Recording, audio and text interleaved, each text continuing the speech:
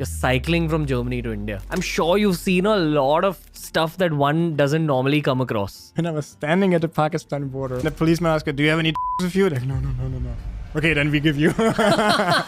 At what point does the trip become a little dangerous? I got bitten by a scorpion. I was just sitting down for my morning meditation and then I noticed like a huge pain in my leg. It burns. I think I would have died. I'm very curious about the interiors of Pakistan. What is specifically beautiful? One thing that surprised me about Pakistan was actually how big the Hindu community is there. And they all want to go to India. What is crossing borders like? Especially when you go into Iran, Pakistan, India. When I crossed the border from Iran into Pakistan, they said you cannot cycle here at all. You'll basically be a slow-moving target. Have you done anything crazy? Like when you were much younger? I was on, I think, 6 or 7 different substances at once. I just completely can't remember anything that happened that night. The next morning, I woke up in an entirely different city and I had no idea how I even got there. Damn. When you put yourself through that many substances, something has to change in the head. My whole experience of life shifted. I have a technology within myself to create all of these things that I was getting from just by meditation. Konstantin, Zülske. Ranveer. How are you, bro? Doing great. It's an incredible pleasure being here. It's an incredible pleasure speaking to you. I'm having a very intense, angry day. People are only getting to see the podcast, but you know that there's a lot of anger inside me right now, but I'm sitting in front of you and I'm feeling calmer. Oh, thank you. Well, I already got your vibes. I was just sitting here meditating for a while and trying to calm myself down. I hope I calmed you down by that as well. When I get to meet people like you, it is a very calming experience because usually when you live in an Indian city, you only meet people who are driven about careers or emotions. It's one of the two always. And then because of my show, I've met people who are driven by life experiences. I think I'd put you in that bracket, and these are the podcasts I look forward to the most because it's just like meeting someone on your travels and then exchanging travel stories. So is that a fair I see. assessment? I think there are these two characteristics in all the people everywhere. But I think, people from Europe, they have economically, a little bit better situation sometimes, a lot of them. So they're not so much driven on money or people can just go cycling the world without thinking about the consequences in their future. Otherwise, I think many people in India, if you think about cycling the world and if you don't really secure your finances, you might land on the street. So a lot of people have this more, money-focused mindset here. I agree on that. But there are different kinds of people everywhere in the world. So. You've also spent a lot of time in India? I did. I've been here for probably 1.5 years by now. I was mainly living at the Isha Yoga Center near Coimbatore. So my main time in India that I spent was in the ashram. So that was like a very grounding experience itself. Traveling in India, I've not done so much, only South India mainly. Now this is the first time I'm in North India and now first time in Maharashtra. Can you speak Tamil? Not a word. No, only sapat. I know that means food, I think. Okay. The reason I wanted to have this conversation with you was because of this journey that you're doing from Germany to India. Sure. You're cycling from Germany to India. Okay. I don't even know where to begin this. Germany. I want to ask you the whys related to it, but I'm sure you've seen a lot of stuff that one doesn't normally come across. Yeah, sure. Do you want to begin with the why? Why are you doing this? And how long does it take to cycle from Germany to India?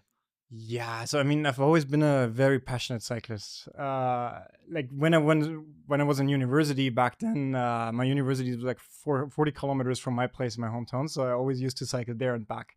Every day I would cycle like 80 kilometers. Not every day, but sometimes I would do that. 80 kilometers? Yeah. Okay. Like there and back. So, but I've also done some smaller trips around Europe. As soon as I had my bicycle, I was going through Norway, Sweden, Denmark, Germany. Not on this scale, but like 1 or 2 months, just like camping, cycling somewhere. As in, you've cycled from Germany to the Scandinavian countries? Yeah. Or I went there by bus and then I cycled back once. Yeah. So I've done smaller tours like that, but nothing on this scape and size, But I always dreamed of traveling the world, especially on a bicycle, because I've always been a passionate cyclist. And I studied soil science in university. I studied geography actually, but then later on I specialized into soil science. So Yeah, when Sadhguru started this Safe Soil movement, which I'm supporting during the cycling ride, I was extremely happy because suddenly he and the Isha Foundation gave me a platform on which I could share about soil, because I always knew soil extinction is the problem, but I never really had any means to talk about it, or I never had like a organization behind me, which takes that up. So yeah, when that happened, I was in the ashram at that time. Then I decided, okay, now is the time to do it. I went back to Germany and then So started a whole you're cycling doing it trip. to raise awareness about soil extinction. That's the thing, yeah. Okay. So support the Safe Soil movement. In short, can you explain what the problem with soil is right now and why the average everyday person should even be concerned? So see, the Safe Soil movement is a global movement driven by volunteers. It was launched by Sadhguru.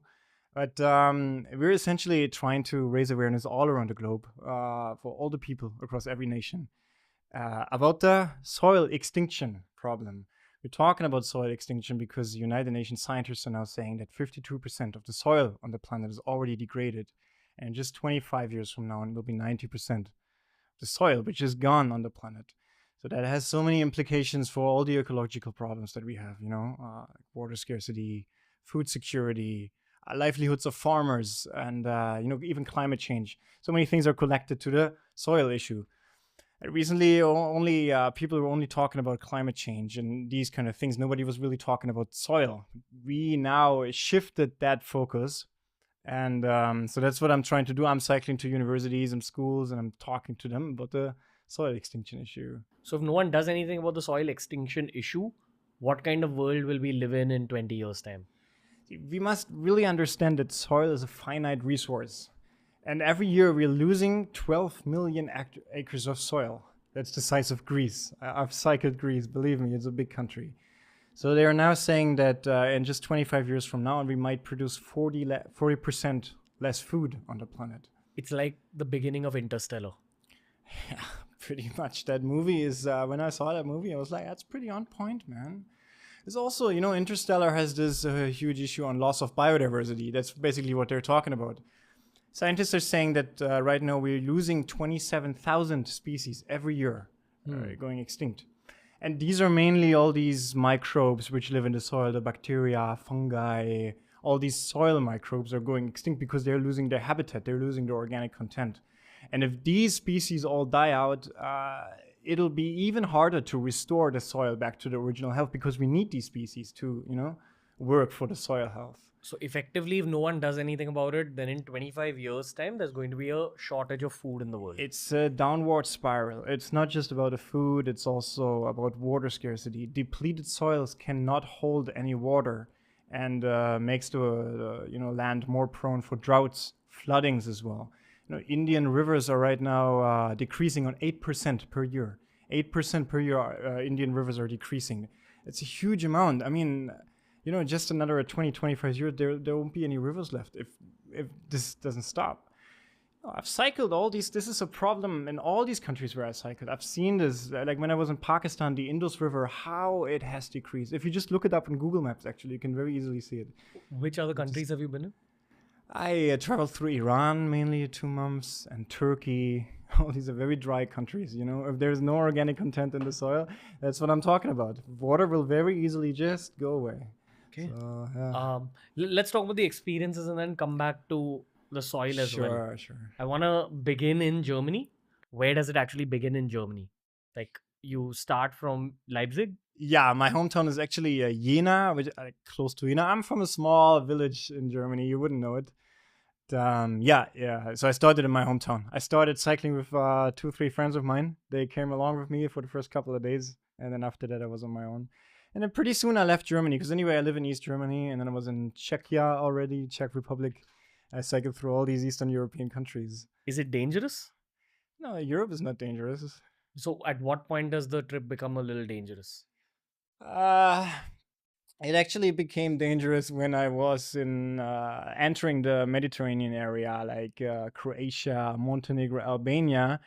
And not because of any people or animals around. It was simply because there was a heat wave going on when I was cycling. That was in June, July, that kind of time. And it was continuously every day 45, 46 degrees. you cannot cycle like that in 45, 46 degrees. It's so there were some days I just got so sunburned, and yeah, you really got to manage your water supply. So sometimes I don't know, I put like 10 liters of water on the bicycle being really heavy. You know. What's the charm of going around on a cycle? That you get to absorb the environment? Yeah, that's what I keep telling people. Like, if you're on a bicycle, you just have that perfect speed of traveling, where you, like, as opposed to a car or a motorcycle, like where you're just sitting in a vehicle and you're just rushing through all these countries, you're on the same level with the people. Like, you're having all these street interactions all the time. You know, people can just very easily stop you and give you some food or talk to you. So you're on the same mode of transport as the local people are. That makes it a very fun experience. How often does that happen where people just stop you and give All you the food? time. In every country? In Europe, it didn't happen so much, but as soon as I became an exotic foreigner, you know, and it started to happen in Turkey already, and then in Iran, daily that happened. At least 5 times in a day, people like stopped me on the road. They drove their cars next to me and pushed me to the side of the road, and I was standing there like, okay, what do you want? And then they just gave me a bottle of water or some whatever snacks they had or something like that. Kanafe. They give you some Iranian cheesecake. In Iran, it was usually pomegranate, actually. Oh, like fruit.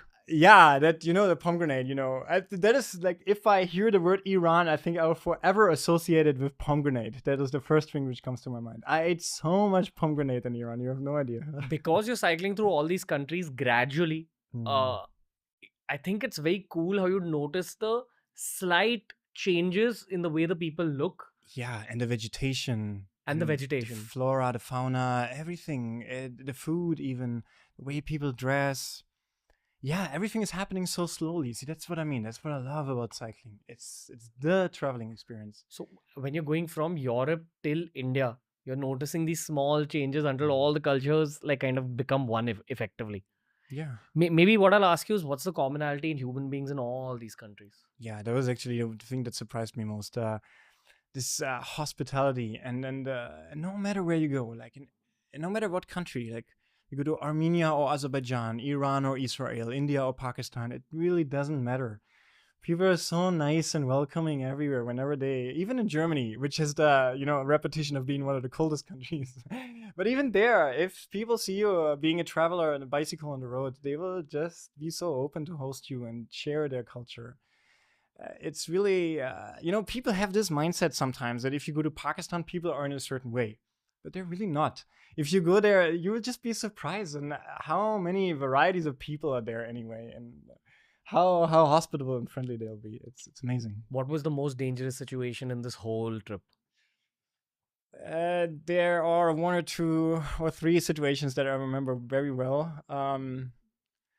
So one of the first was being in, at that time I was in Bosnia-Herzegovina.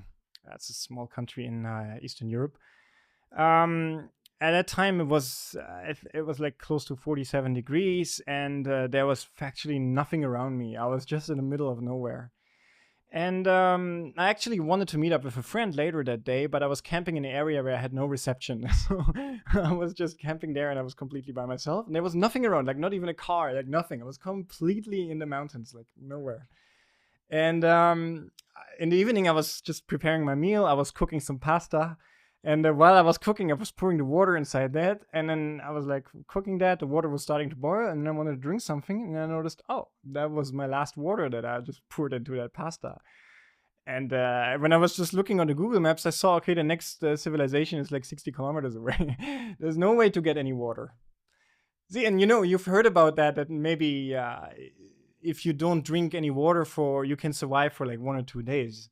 But if you're really in 45 degrees and there's no shade around you, these 1 or 2 days will reduce to just a couple of hours.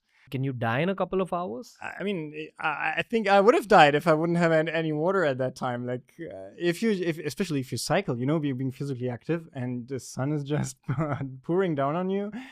Man, it's dangerous. Like, you might not die, but you might fall very weak or unconscious or something like that. And then if you're nowhere, like, and nobody finds you, then it's a dangerous situation. It was a really dangerous situation. So the next morning I got up at 4:30, I packed all my stuff, and I was just cycling. And Yeah, in the afternoon, I reached some place and found some water there, just some tap water, and I was just drinking it like a cow. Like I was just going 2 liters of water immediately. How does it feel when you drink water after that kind of It thirst? feels good. You get to know the taste that water has. You get to know the taste of the water, which is what? It's life. Water tastes like life. Yeah. See, that's why I'm talking about soil. If there's no soil, there'll be no water, there'll be no life. What else happened? What's the other dangerous situation? It was mainly about water shortages. That's been a constant problem along the cycling tour, especially in countries like Iran when you're just cycling through the desert. Once it happened to me that I got bitten by a scorpion. That was in Baluchistan just before I entered the border to Pakistan. And again, my phone was dead at that moment, and I just didn't know what to do. Like I was just sitting down for my morning meditation, and then I noticed like a huge pain in my leg. As in, you didn't realize when the scorpion bit I you? sat down on it, and then I lifted up my leg, and then I thought like, it was a tiny scorpion. It was like a big ant almost.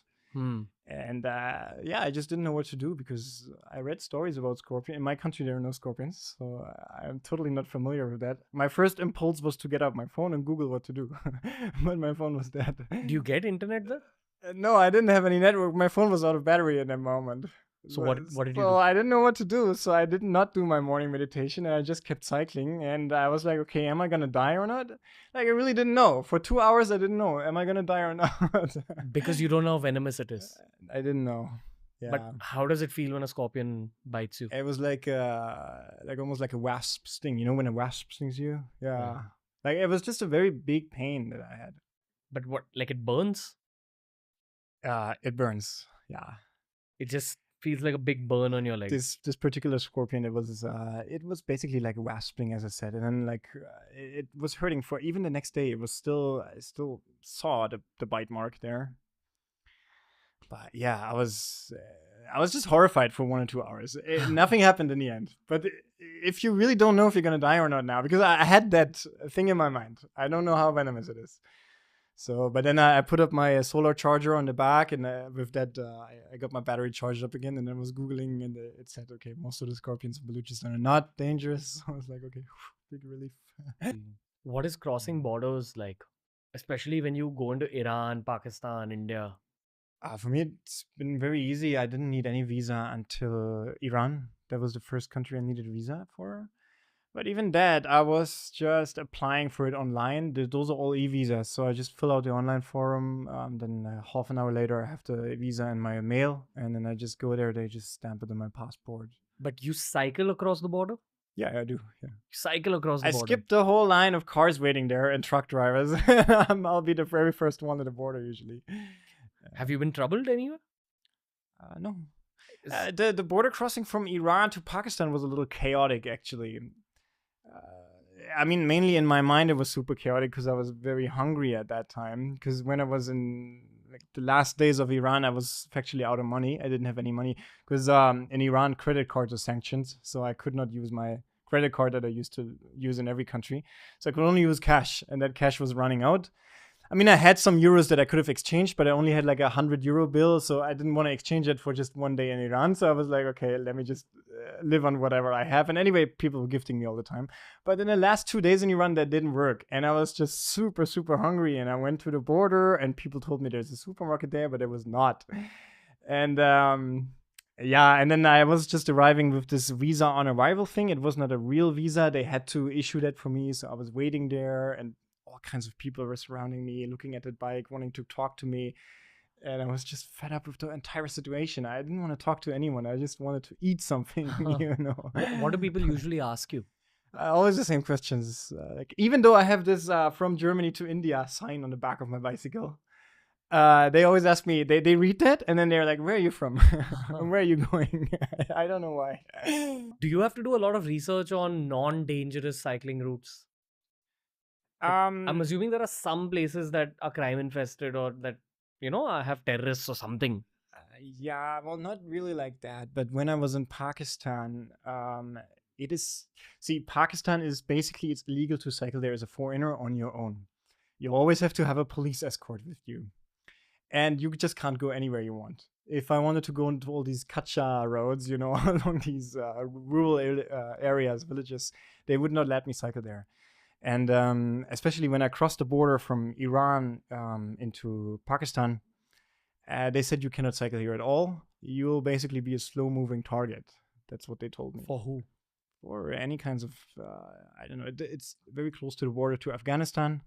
I mean, right now the war is over, but they still have this thing that you're not allowed to cycle there because there are all kinds of people living there who will just, they have this kidnapping thing going on, and this.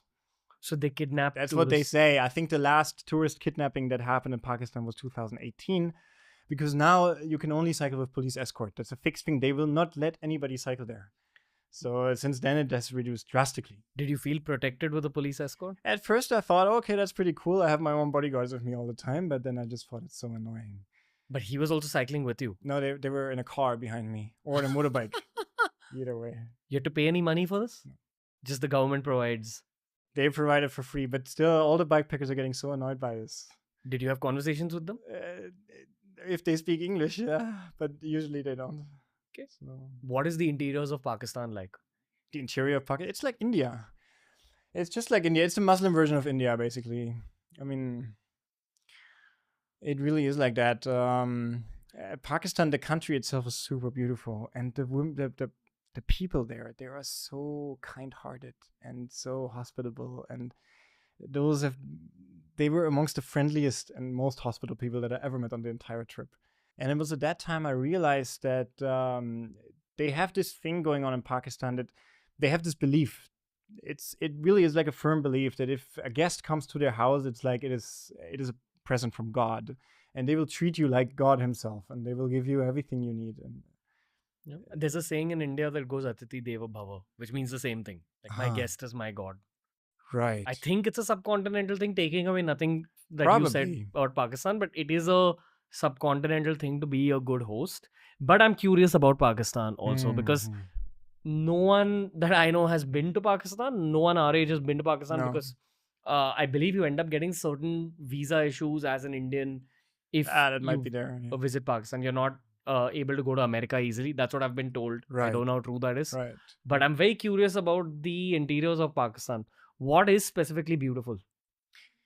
See, one thing that surprised me about Pakistan was actually how big the Hindu community is there. Really? They have so many temples and so many people that invited me. They had their own puja rooms and their little Krishnas and whatever Hindu gods they had there. In the rural areas? Yeah. This surprised me so much because I had no idea about this. For me, it was like a proper Muslim country. But there's so many. And they all want to go to India, actually. Whenever I went to any Hindu community, they were always like, oh, you're going to India. That's my dream country. I want to come along with you. Stuff like that. And they're not able to leave? They're not. They're basically stuck there. Yeah. I don't know. I mean, I think ever since the partition, their family has been there, and they can't really leave. I don't know, either they have no income or they have no passport, or they're Pakistanis. They can't just go to India easily, right? They can't even get a tourist visa that easily. So for them, it's Pakistan at some places it's like India, but 50 to 100 years back. Explain this more. Like the way the streets are looking, like the way the people are living. I've been hosted by so many people who live this very simple life. Like they don't even have a bank account. They are just living in the fields, being supported by their parents. Just grow whatever food they can get and just live like that. And another aspect about Pakistan that very much, I don't know, it was not very easy for me to see was the women's situation there. Especially when you're in a rural village, you will never see any women. You're actually only seeing 50% of the population there. Whenever you are invited by someone, women they will immediately cover up and hide somewhere. And then they'll only bring tea to their husband, and then they will provide it, but you never even get to see the women. And also, whenever I talk to all these policemen who are cycling with me, I'm they're asking me, "Are you married?" And then I'm like, "No, I'm not married. Are you married?" And they're like, "Yeah, I have one wife there and one wife in another place." That was a very strange concept for me, just having like multiple wives at once. And sometimes I don't know. I feel like I don't want to be a woman in Pakistan. At the bigger cities, it's fine, but at the rural places, sometimes it was, I don't know, it's a different culture for sure. But I'm not so sure if all the women there are so happy. Let's talk about Iran, because right now Iran has very intense branding on a world stage, and I think as we speak, it's the beginning of Feb, and there's a conflict going on between Pakistan and Iran right now. And generally, Iran and USA have always been at loggerheads. So the branding we get of Iran in traditional media is very negative. But I'm sure there's two sides to the story. So what's Iran like when you actually travel through it? See, my experience of Iran, whenever I meet people there, they were always making negative remarks on their government. They were always like, man, this dictatorship, and they all dislike their government. I mean, and there were a lot of demonstrations, a lot of protests happening there recently, and the government is very good at keeping these things controlled and not letting it, being published in the media. Do you actually sense some sort of rebellion happening soon? I mean, it's a very peaceful country. People there are they're very nice, smoking their opium, Yeah, it happened all the time. Whenever I got invited to a family, they all took out their shisha or bong. I don't know how you call it. Was it hashish or opium? No, it's opium. Yeah, they smoke a lot of opium there. Yeah, they do. Have you ever experienced? Hashish was mainly in Pakistan. Really? Even at the border, when I was standing at the Pakistan border with all these security around me, there was another bikepacker coming there, and he said, "Hey, do you want to smoke something with me?" It's fine. Even he got it from the police. Even the police was rolling it. So there's a hashish culture. There is a hashish culture in Pakistan. Yeah, I heard it from many people. They just crossed the border, and the policeman asked, "Do you have any drugs with you?" They're like, no. Okay, then we give you. I heard stories like that. Then we give you some drugs. Yeah. Damn. You got offered it a lot? A lot, yeah. And not so much by police, but by locals. Yeah. Yeah, it's just this thing. When you sit down, they will offer you tea and some sweets, and then they will roll something. Is that a cigarette? It's not a cigarette, bro. It's nicer than a cigarette. As I say, I had too much of that stuff when I was young, so these days I always rejected it. Tell me more about Iran, bro. I still want to know more. Iran was really nice. For me, that was one of the most interesting places I visited, actually. In terms of just cycling through the desert, that was such an experience for me. I've never been to any desert country like that before. And just, if you just cycle 10 days through the desert with nothing around you, that was an experience, man. Why? Because, I don't know, everything is just happening in your mind. You're in the middle of nowhere, and all that you see is just rocks and some cars and some flies, and that's it. There is some purity about the desert. If there's just nobody around, there are no humans, you don't have any interaction, you don't really see a human face for a couple of days. Where did you enter Iran from? Which country? What From Armenia, actually. Armenia, yeah. And before Armenia, it's Turkey. Georgia. Turkey, Georgia, Armenia, Iran. Yeah. You want to talk about Georgia and Armenia? I'm assuming they're kind of similar as countries. I've actually been at a student exchange in Armenia when I was 16 years old. So I had a bunch of friends in the capital city, which is Yerevan. And so for me, when I was there, a lot of childhood memories came up. And Armenia was actually my favorite country on the trip. Why? Because of these childhood memories that came up. And I visited a lot of old friends that I had there. When you're a child, everything was so exciting and so nice, and then you come back there as an adult, and you go through all of this again, and then all the good food, and Armenia had such a pure nature as well. The mountains, pristine rivers. I could just, put my bottle on the river and just collect the water from there and drink it. Because the population is small? Small population, and they have these mountain springs everywhere, It's beautiful. It's gorgeous country. Wild horses just roaming around everywhere. Wild horses? Yeah, man. Do you cycle near them? Yeah. Are they dangerous? No. They're chill. They're very chill. Is there Like the cows in India, just a little more active. It's see, if you just see a wild creature like that and you cycle next to it, and you look at it, and it's just cycling in its own way. you have some connection with that, and I talk to a lot of animals when I'm on my own. I do that, and even to the cows in India. Sometimes I just talk to them. dude, you're one of the most like well-traveled people I've met technically on this show. I want to talk to you about Germany in general. Like the average German person, if he or she finds out your story, what would they think? Is this a normal thing in Germany where you guys are adventurous? I met so many German travelers on the road, especially cyclists. I think these days it's becoming more of a normal thing, yeah. Because there's so many stories already of people who have done all kinds of nonsense like that, like traveling the world on a bicycle. And I think also for us, it's a very normal thing that once you finish high school, you will go to some foreign country like Australia or New Zealand, spend a year there, and then you start your university. Even I have done that. When I was 19, I just bought myself a one-way ticket to Australia, and I traveled for 3 years after that. 1 year in Australia, half year in New Zealand, 3 years in Southeast Asia, and then came back to Germany, studied for a little bit, and then went to India. But there's so many people like that. If you go to New Zealand, Auckland or Melbourne, Sydney, all these places in Down Under, they're full of German kids who just finished their high school and then they're going there and traveling. What was that like? Traveling through Australia and New Zealand? I was so young at that age, and for me, it's been a huge relief of being out of school and especially being out of my drug-addicted circle of friends at that time. What drugs were they doing? Heroin, meth.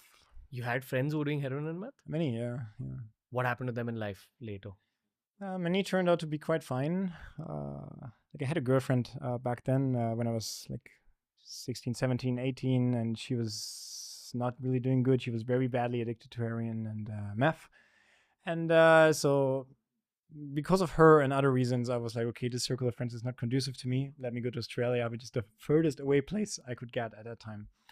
And then when I came back 3 years later, I actually visited her, and she went through rehab and all these detox programs. She was fine.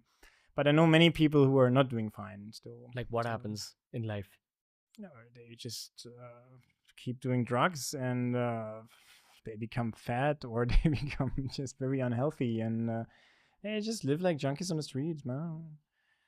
I mean, in Germany, there is a social system which backs them up, which, I mean, in India, I think if you're landed on heroin, you'll just end up in the streets and you might die tomorrow. In Germany, you have a wide array of programs that are supported, given by the government to support you. So some made use of that and some made not. So, You don't have to answer this if you don't want to. Have you done anything crazy? Like when you were much younger? Man, I've did so much crazy stuff. I mean, I'm asking you this from a perspective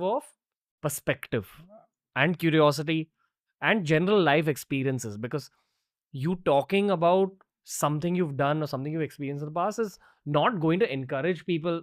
No, definitely it. not. I mean, we put that out for sure. That's not what we're trying to do here. I'm just trying to understand the why behind it. I'm also trying to understand the what of the experience, like what happens. Okay, so if you talk about German culture in general, German has this huge beer drinking culture, and along with that, if you're being initiated into drinking at an age of 14, which is like most people get initiated into drinking at that age by your parents or by your school classmates, you get in contact with very hard drugs at an early age, because alcohol is a very hard drug. I mean, it's the only drug which I know where if you drink it and take it, and the next day you'll be like, oh, I don't even remember what happened yesterday. Do you know any other drug like that? Where you just completely lose your memory? It's crazy, actually, if you think about it. It's the only legal and socially accepted drug. Right. No one knows why it's socially accepted, but it just is. It's a culture. It's a cultural thing in Germany, right? All over the world. Yeah. So people are doing that. So, the legal drinking age in Germany is 16. So when I was 16, I just put my 1 or 2 euros, which is like 100 rupees, on the table, and I get like 2 bottles of beer and 1 bottle of wine. Done. You can get smashed. And that's what we did. Back then in school, at like 11th or 12th grade, we would like every 30 minutes break from school, we would just go into the park and just get smashed and then go back into class. Go back into class. A very normal thing, though. Does the teacher know you're drunk? They know. But they're okay with it? there's nothing much they can do. See, especially my school was, it was very normal for all kinds of people to stand outside at a bus stop and they're all smoking weed and all these things. The teachers knew about it. But they're okay as long as we just smoke weed, because there was also a lot of harder stuff going on there in the parks, like meth, heroin, all these things were very, very common. See, when I was 16, I had more problems to get tobacco than get weed or meth or all these things. Really? Because these things are not legal, right? So anybody can just, in the black market, they're just available. They'll sell them to everybody. If it would have been legalized, then, there would have been some control over it, and you can only give it to people like 18 years or older. That's a nice European perspective. I don't think that. I'm not sure if it works like that in India, but yeah. Okay, we can leave that out again. I don't want to encourage anybody to see, but I remember this very clearly. When I was, I think, 19 years old, I actually made a list with all these drugs that I took in my life, and it was more than 25. Really? So I tried all kinds of stuff that was available to me. You've tried meth? Once, yeah. What had happened? Just being very awake, like not coffee? sleeping for yeah, like 20 cups of coffee at a time. You can call it like that. Yeah. Do you regret it? No, I mean, see, my girlfriend back then, she was basically addicted to meth. Yeah, you can call it like that. So I tried it once just to see what she's up to all the time. You smoke it, right? You can smoke it, you can snore it, you can even like push it in your veins. I know a lot of people who push it in their veins. Which one did you do? Friends of mine. No. When you took it, what did you do? I just snorted. So what do you feel like when you snort it? Like, do you immediately get the high? Yeah, pretty much. And it's just lasting for like, I wasn't really ecstatic or anything. I didn't know. I only done meth once, so I can't really talk much about it. But for me, it's just like being very awake for 1 or 2 nights. So what is the charm of it? Like, why do people choose to do it? I think because it can very easily integrate into everyday life. You can go to school with it. You can do everything with it. And you'll be so much more effective when you're high on meth. Right? But then after a certain time, it'll just wear you out and it'll completely destroy you. Your teeth start falling out. Yeah. Did you see that with your friends? Some of them, yeah. Like their faces change and all these pickles and pimples. Really? Yeah. Their skin becomes it goes into very bad shape, and things like that are happening. They also age faster, I think. They do. Yeah. See, for me, this whole thing was like, this all happened when I was in school. And when I was 18, 19, I had so many friends who were addicted to these kind of substances. So I thought, okay, I need to leave this behind me, because if I don't leave this kind of place where I'm from, I will also fall into that trap. So that's when I traveled to Australia and New Zealand at that time. I was 19, I was still a kid. And for me, that was like, yeah, party. I'm free from parents, free from everything. I can just go. So at that time also, I took so many drugs, MDMA, I don't know, mushrooms, and whatever I could get in my hands. I was just taking it. And I was always on, traveling on the beaches with some girls, having a cocktail in my hand, always like living that kind of life. But even like I was doing this kind of lifestyle for 1.5 years. And then I was traveling in Indonesia. And I remember this very well. This was also a time when I had some stomach infection when I was in Asia for the first time of my life. And then my health really started to decline. And I noticed, okay, I have to, get rid of all these drugs that I'm taking. But then I went back to Germany to get some treatment for these stomach parasites that I had. And I was still hanging out with my friends at that time. And so I was just visiting them. I was getting out of the bus and they would just put a pill in my mouth and like, okay, let's go party. So I had no choice about it, That's the kind of friends I had back then. And this was MD? Yeah, MDMA. Ecstasy, yeah. MDMA, which is a party drug. Yeah. Which you used to like, you see a lot of MDMA, honestly, in Mumbai as well. Yeah. And I think people usually take it before concerts because... Yeah, that's what I did back then, festivals. What happens when you take it? For me, it was always like I had this huge upsurge of love within me. I was just falling in love with everybody. I was just going around festivals, hugging everybody, kissing everybody. Man, I love you so much. Because you actually feel it because of the rise of oxytocin? Yeah, this whole serotonin levels in your brain, they will just start decreasing like so much. They say that if you have like a proper MDMA trip, the level of serotonin in your brain will go up like 2,000-3,000 times of the normal concentration. It's so sick what's going on in the brain. But then the next day, you'll be just completely depleted of all these luck hormones. So and that's it. And then the next day you'll just feel miserable. You get a downer. That's why I stopped taking it. What does the downer feel like? It just feels like you don't have any happiness within you anymore. Like you just, I don't know, man. You're just, nothing is fun. You just want the next pill to have fun again.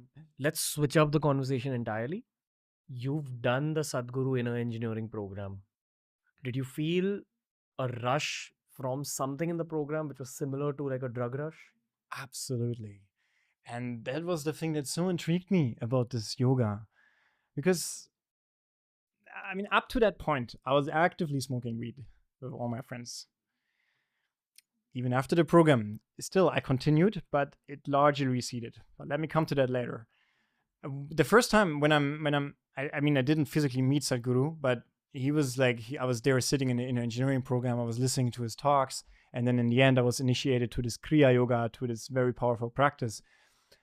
During the initiation, I had this intense upsurge of energy within myself. And my whole experience of life shifted because suddenly I knew I have a technology within myself to create all of these things that I was getting from drugs right now within me, just by meditation, which was something I never even thought about that. And that is something that so amazed me that before that, I always had to go on outside adventures. I had to travel here and there and take all these drugs or girls' parties. I had to do so many things to become happy. But suddenly I just had a technology to become happy within myself. That was such a turning point in my life. Because now I could just sit here and experience this whole life throbbing within myself just by doing this 20-minute meditation. And so from that moment onwards, slowly my life got so transformed. And I know I can show you thousands of people who have come out of drugs just like that, just with this 20-minute meditation that Sadhguru is offering in the Inner Engineering program. What do you see in those 20 minutes? Don't think of it like I'm having any optics or hallucinations or any stuff like that. It's not going to happen. I don't know. Maybe for somebody it's going to happen. Different people have different kinds of experiences. After that, I was walking around in the hall. Some people cried their hearts out. Some people were laughing, absolutely ecstatic. Some people just sat there. For me, it was just like I was just inhaling life and exhaling it. And that's the closest thing that I can, in terms of words, that I can use to describe it. Let's see. I keep saying that. I mean, I'm sure you have experienced your fair share of spirituality, and you already had some spiritual people here on this podcast. You've talked to Sadhguru. So not everything can really be put into words, and mind is not really the best tool to describe what's going on there. I say, if you really want to experience what Shambhavi Mahamudra Kriya is, what is being offered in the Inner Engineering program, you just go there and do it. I can't really explain to you what it is. But if you look at what's being offered there and how it transformed the people, it's phenomenal, actually. How did you first hear about it as a German living in Southeast Asia? Yeah, no, that was I was just listening to one podcast like this of Sadhguru. He was talking to some quantum physicist scientists, and they were talking about the creation of the universe and all this amazing physics that I have no idea about. And it just amazed me because Sadhguru was talking so clearly without having any educational background, any university background. So I was just amazed by this. Like, how does he know all these things? So that in the end, the scientist was only asking questions to Sadhguru and Sadhguru answering these things. It was just like, okay, so there's this mystic, this spiritual Indian yogi sitting here, but he's speaking so logically, and it just made sense to me. And before that, I never had anything to do, like, as I already said, right? Like, just partying, traveling. I never had anything to do with yoga, spirituality. I didn't know a thing about it. But it just amazed me how clearly he was talking. It made sense to me. And I think that was at a time where I was genuinely interested in understanding things about the universe and about myself. Because that was also a time I got into touch with the intellectual context in university, and I was getting out of all this drug lifestyle.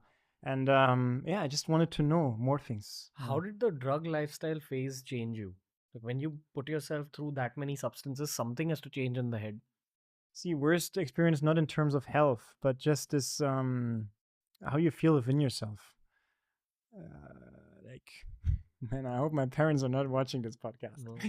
But See, I respect you talking about this, and I think it's going to help people. I'm asking you all the questions from that perspective as well. see, on the last day of school, like it's I'm not sure how it's in India, but in Germany it was always like a very big celebration. Like you have your last school day and everybody's partying, and so that day I was on, I think, 6 or 7 different substances at once. So like there's some very strong opioids and some very strong uppers and downers and everything mixed, everything combined.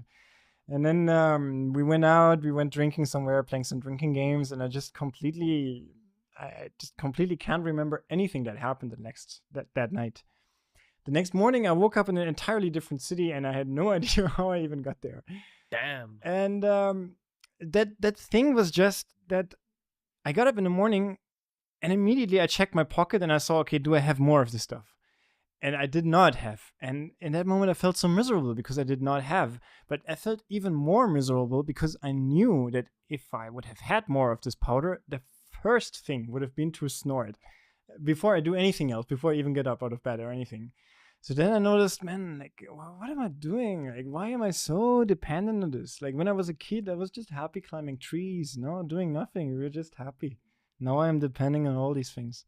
So that just this just this feeling of being so dependent on something, that itself was a very bad experience for me.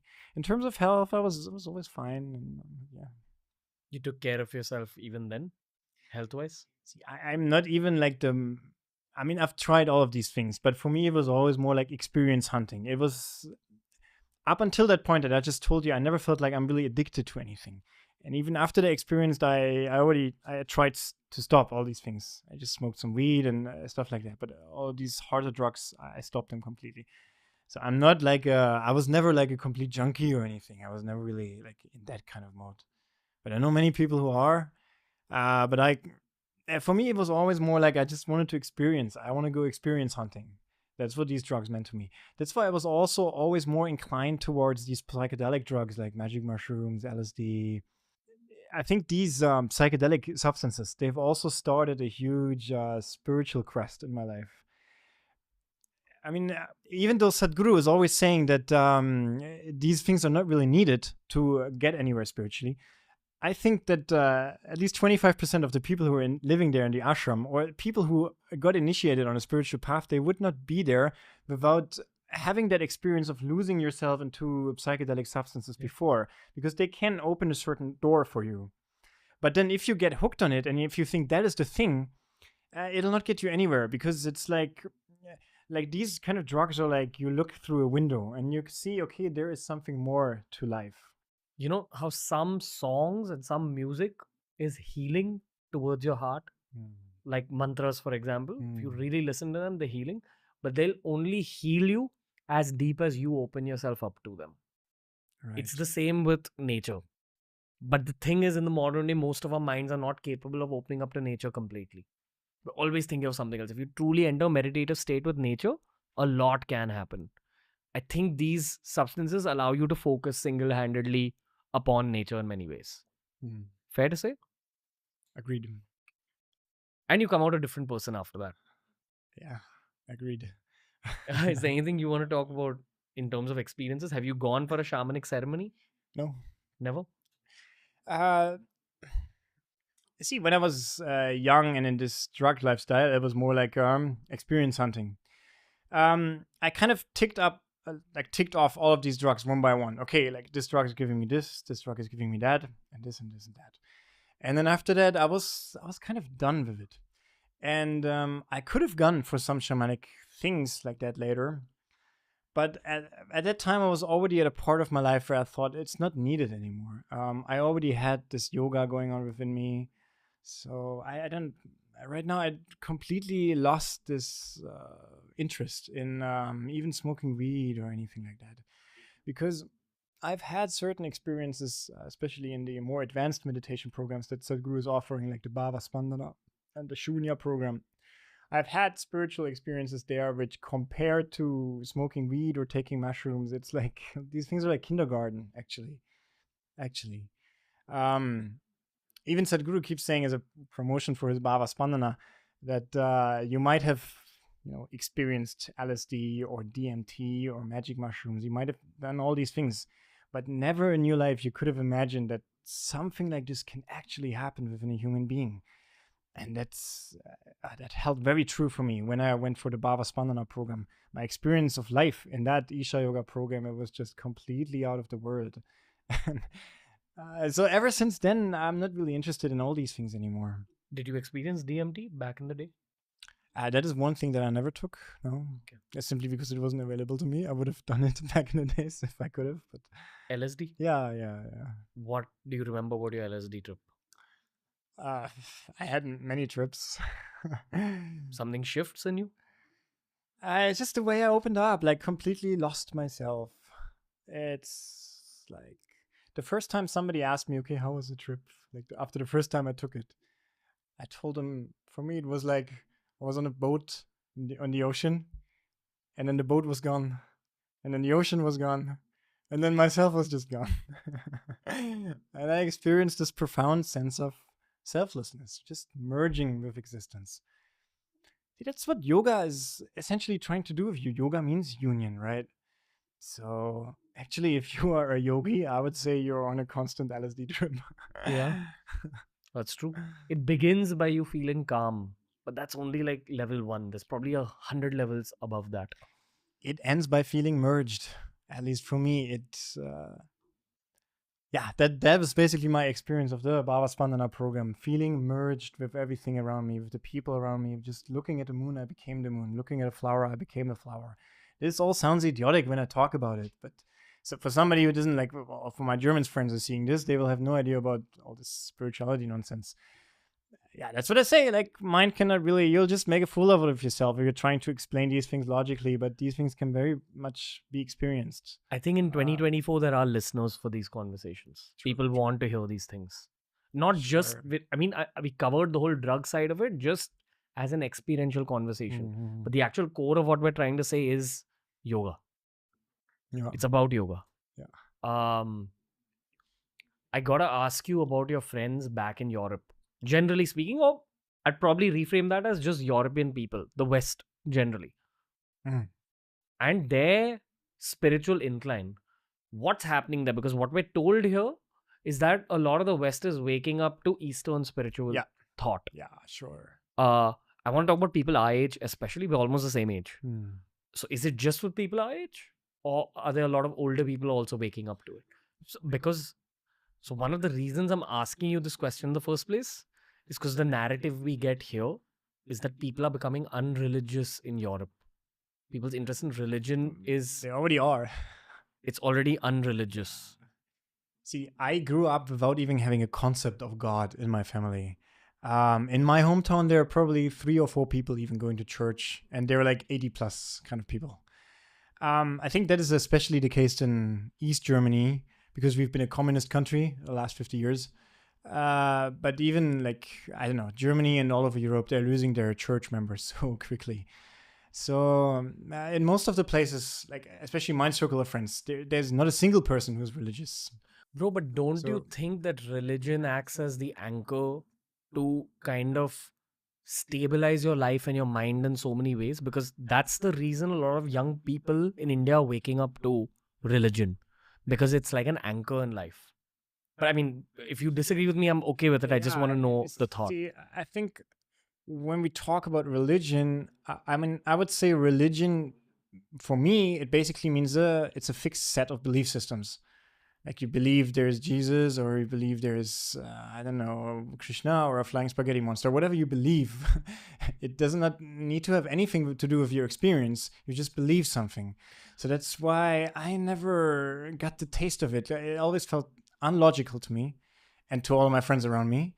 So that's why I never saw anybody in my circle of friends was going for it. Like I suddenly have a Indian guru, I become spiritual. Now I'm sitting there. Before that, I used to smoke weed with them. Now I'm sitting there doing my meditation. And they'll just laugh at me. But I'm fine because I know it works within myself. So I don't care what people are saying about me. I just know it works. So I think that's what people need to experience. If it will work for them, it will make logical sense for them, and then they will have an experience out of that. That's when they will go for it. If you just make them believe something, I think in this generation, they're too logical, especially Europeans and Germans. They're too intellectual, and you can't just sell them anything. So that's why this whole Christianity is on such a decline, in especially where I'm from in Germany. But people are not that anchored, as you say. People will always look for something higher in their life. That's how human beings are made. Do you see a rise of mental health issues back in the West? Because I would attribute that to a lack of spiritual thought amongst a lot of other things. Oh, definitely. There's a lack of spirituality there. There's a lack of spirituality, and basically there's a lack of proper understanding of oneself. Because all we get pushed through in the school system is just intellectual work. We learn how to do maths, we learn all these outside technology things, but we don't learn a thing about ourselves. And I see that this is something that you have very much in place in India. I mean, everybody here knows at least a little bit of yoga, no? Or a little bit of meditation. Somehow the culture is like that. Somehow you grow up with that. In Germany, it's just nothing like that. Maybe they'll teach you a little bit of Jesus, or even that didn't reach me at all. So they will naturally, if they want to explore, the first thing that they have available is drugs. So they're all going for that. And it's... The drug usage happens because they're actually looking for answers. They're looking for experiences. They're looking for answers. But they will not find them in whatever religion they have, if they even have a religion. Many have not. And they will not find them in the drugs also. And then they are just grinded by this whole, work system. And especially these Western countries, everything is so punctual. Everything is so structured. And you have to be on time, it can be good in a certain way. The service, the customer service, customer care, all these things, the support and service and public security and health services, these are all very, very good. Everything is so well organized in the West. But people are immensely suffering that because they are being pushed through the system without knowing how to handle themselves. If you upscale your activity without upscaling your own capability and your own inner experience, then you'll just suffer. And that's what's hugely happening in the West right now. Mr. Zülske. This was a great episode. Well, thank you, Ranveer. I wish you all the luck, brother. I think you did a lot by just speaking this openly. Lots of people who gained a lot from your honest conversation. A lot of people come here and don't open up the way you did, but it was done with good intention, man. So a lot of respect and love for you. Well, thanks for that, Ranveer. I just hope it'll have some impact and some people will check out safesoil.org. Yeah. Check out a little bit. You handed this to me, which is for the Safe Soil movement, something we all need to know more about. It's great work that the Isha Foundation and Sadhguru are doing. And I'm just really happy I met you, bro. Very interesting guy. Thank you, Ranveer. Thank you. Thank you for sharing your story. My pleasure. That was the episode for today. Honestly, I'm always looking for foreign nationals to speak to on TRS because you always get fresher, newer perspectives when you speak to someone from a different country. I genuinely enjoy these explorer-based conversations because I feel like even to become an explorer, your life pre-exploration has to be very, very interesting and tough in some ways. That's why you're chasing exploration in the first place. I enjoyed the heck out of this episode. I'd love to know what you guys thought. Tell me in the comment section. I hope this episode has reached people outside of India and outside of Indian culture as well. It was a pleasure meeting Konstantin Bhai, and I hope to speak to him again very, very soon on TRS.